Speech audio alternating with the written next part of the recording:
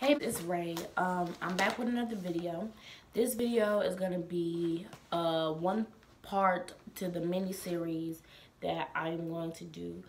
This is not gonna be a super long series. It's probably only gonna be a total of maybe 4 or 5 videos, but I'm gonna split them up so that you guys aren't sitting here watching me freaking talk for an hour about a bunch of stuff that y'all are probably already stressed about.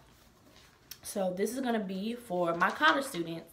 Well, not my college students, I ain't y'all teach you, but this is gonna be for college students who are gonna be going into their freshman year.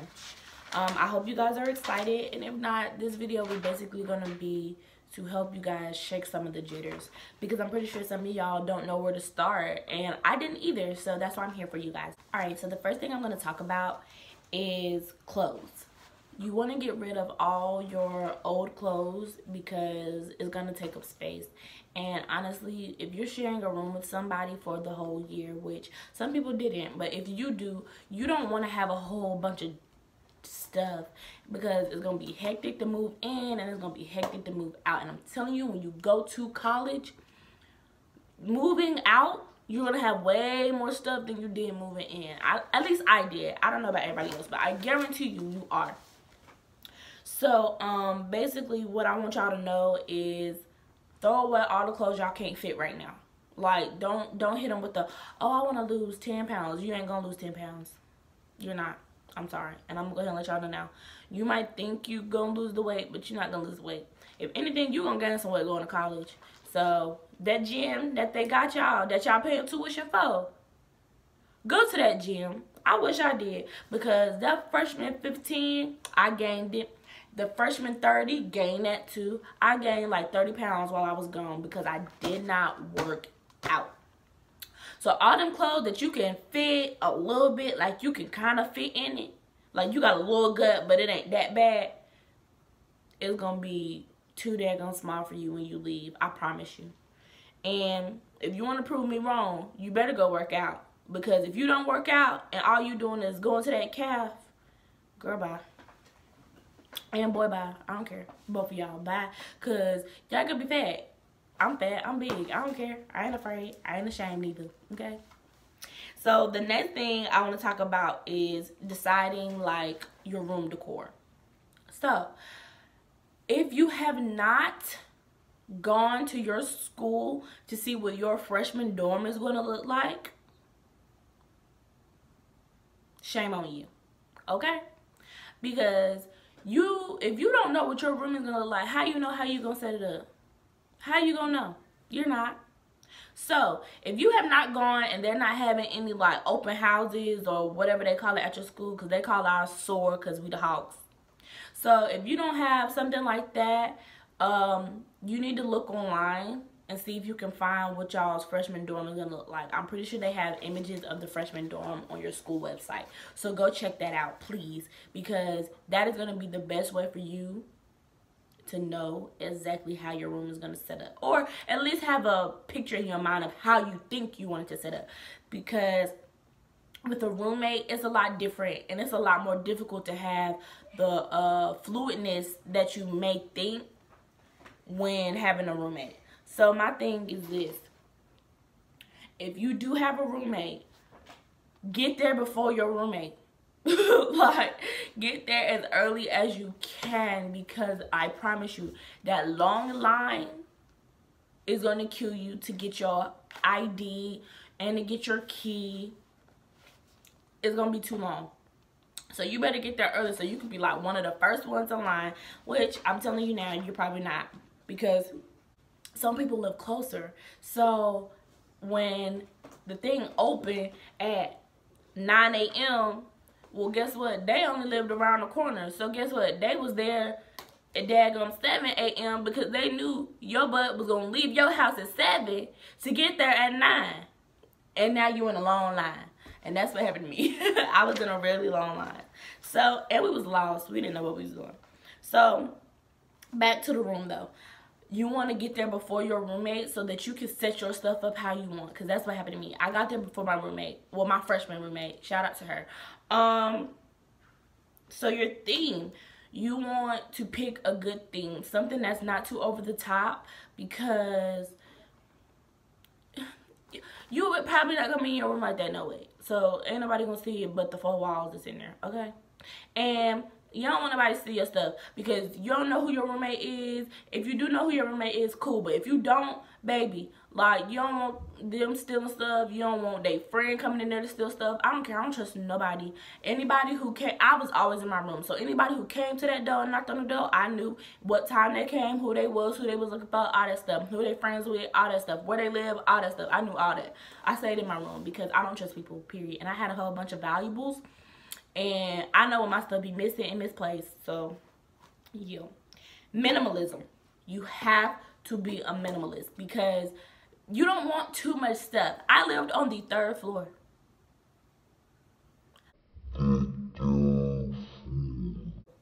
Wasn't no elevators, y'all. I lived on the 3rd floor and had to walk. They're gone all them flights of steps just to walk all the way down the hallway to get to my room. So not only did I live on the 3rd floor, my room was always at the other end of the hallway to where the steps wasn't. And like there was a little back door, but you couldn't get into the back door. You could only leave the back door. So you want to be a minimalist because you do not want to be carrying a whole bunch of stuff. I did not have no refrigerator. I did not have a microwave. And I didn't have that stuff not because I lived on the 3rd floor, because I didn't know I lived on the 3rd floor until I got there. But I also didn't bring one later because who was about to carry that stuff up and down the steps? Not I. And my mama not going to help me, so nope. And all that stuff. So no. Next thing I want to talk about is the move-in. When you get there, after you get your name badge or your student ID, after you get your student ID and you get your key, you need to go straight to your dorm. Follow the rules because a lot of times they have it set up where you have 30 minutes to get all your stuff out and then your car got to go. Well, that's how it was for me. We only had 30 minutes to unload the whole car. I had 2 cars. Minimalism, y'all. I had 2 cars full. 2 cars, okay? So you have to unload all of that stuff and then you have to move your stuff in. Well, we have our football team help us to make things go a little bit faster. Okay, the guys who was on the football team that helped me move my stuff in, thank you. I thought you was gonna be my boyfriend, but you wasn't, and that's cool. But yeah, so you want to move in quick. I live on the 3rd floor, so I could only go as fast as I could because, number one, I'm out of shape. I've been out of shape since before I went to college and after I left. I don't care. I've been out of shape all this time. I'm very lazy, so whatever. So, yeah, moving quick. You have the time you have, and that's it. And even though I had 2 cars, I still only had 30 minutes. It's 30 minutes per person because they want to get everybody in so the football players can get back to what they was doing and so the freaking people can go home because they about tired of us already. Alright. Next thing. Move-in day. Move-in day. So, yeah, that's a part of moving in, but I wanted to do those separate and talk about it 2 different ways because moving day does not end after you move your stuff in or after everyone's moved their stuff in. It doesn't, because at the same time, people sometimes don't come until like the next day because they think that's smarter, which it really ain't, because then you gotta go find the people who got your key and find all that stuff and then learn your... Ain't nobody got time for all that. So the first day, move-in day, what you want to do is basically move your stuff in, chill with your family for a little bit, because as a freshman, you're not gonna want to say goodbye to your mama. You're not gonna want to say goodbye. Y'all, I was so sad when my mama left me. If you don't know, my mama is my best friend, and I was like, really, I was gonna cry, and I thought she was gonna cry, and the only reason I did not cry is because she didn't cry in my face. And I'm glad she didn't, because if she would have cried, y'all, I would have packed my stuff up. We would have moved that stuff back to the car, and I would have been gone. I would not have stayed. I don't care.